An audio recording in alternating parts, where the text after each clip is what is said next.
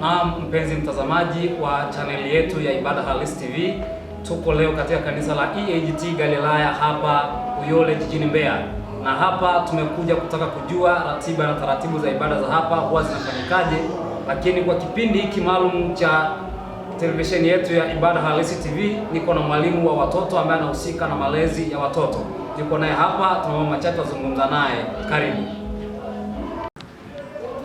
Mwalimu, tukizungumza malezi ya watoto ama maadili ya watoto tunazungumza nini?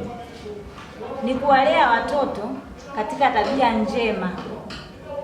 Ni kuwalea watoto katika tabia njema kimwili na kiroho pia. Kuwaheshimu wazazi pia na jamii inayowazunguka. Asante, nimefurahi kwa kunijibu vizuri. Nimetamani nipate uzoefu wako kwenye eneo hilo la huduma ya malezi ya watoto. Una muda gani mpaka sasa kwenye huduma hiyo? Mpaka sasa kwenye huduma ya watoto nina kama miezi 4. Hongera, una uzoefu wa kutosha. Katika utendaji wa kazi kwa namna yoyote huwa kuna faida zake na pia kuna changamoto zake. Labda ni changamoto gani ambazo unakutana nazo katika utumishi wako wa eneo hilo la watoto? Changamoto zangu ninazokutana nazo kama mwalimu wa watoto ni vile wazazi ambavyo wanawachelewesha watoto kufika ibadani. Hawafiki kwa wakati, wanafika kwa kuchelewa. Ndio changamoto ninazokutana nazo. Pia wanapopewa pesa huko za kutoa sadaka, watoto hawatoi zile pesa, wanaenda kununulia vitu. Kwa hiyo ndio changamoto hizo ninazopata kama mwalimu wa watoto. Pole sana, na nafikiri wazazi wanakusikia, wanaelewa nini ambacho unakiwasilisha.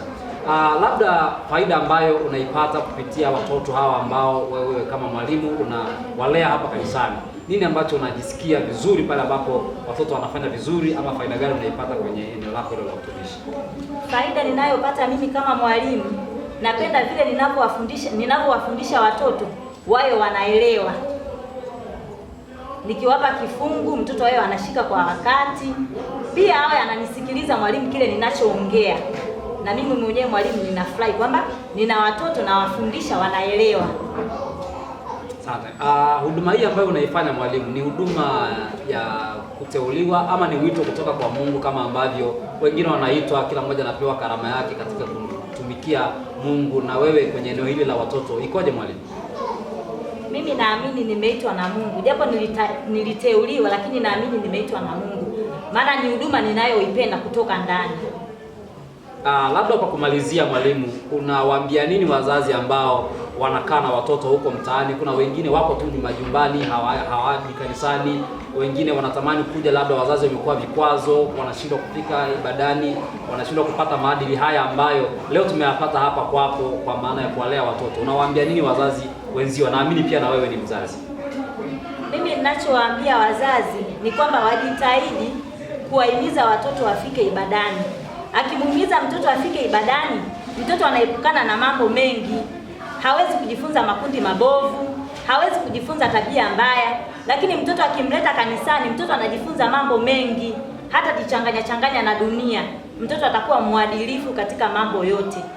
Kwa hiyo nilikuwa naomba wazazi wawahimize sana watoto kufika ibadani, wajifunze misingi ya Mungu. Asante. Labda sasa kwa kumalizia, wazazi wanaokufuatilia kwenye channel yetu ya Ibada Halisi TV wanatamani kujua mwalimu unapatikana wapi, kanisa letu liko wapi? Unaweza kutusaidia anwani, ukatueleza kanisa letu linaitwaje, linapatikana wapi, na mchungaji wa mahali hapa pia anaitwa nani? Amina. Kwa wazazi mnaonisikia, karibuni. Kanisa letu lipo maeneo ya Jelele, ni EAGT Galilaya kwa mchungaji Riziki na Sanaeli Ng'ondia. Karibuni wazazi, muwalete watoto. Kwa kumalizia kabisa mwalimu, kipindi cha watoto rasmi hapa kanisani huwa kinaanza muda gani, ili wazazi waandae watoto kule kwa wakati na kuhakikisha wanafika hapa ibadani? Kipindi cha watoto tunaanza Jumamosi ni saa 11 kamili, pia na Jumapili saa 3 kamili asubuhi. Amen. Na mpenzi mtazamaji wa Ibada Halisi TV, nilikuwa na mwalimu wa watoto wa kanisa hili la EAGT Galilaya hapa Uyole jijini Mbeya, kwa mchungaji Riziki Ng'ondia. Ameeleza mambo mengi na faida nzuri za kuhakikisha watoto wetu tunawalea katika maadili mazuri na misingi mizuri ya kiroho ili waweze kufanikiwa kiroho na kimwili. Na hivi ndivyo ninavyohitimisha majadiliano yangu ya muda mchache na mwalimu wa watoto hapa kanisani. Ninayekuletea matangazo haya mimi ni Peter mwana wa Paul, bila kusahau nyuma ya kamera amesimama mtumishi wa Mungu Meshaki. Mungu awabariki sana. Shalom, shalom.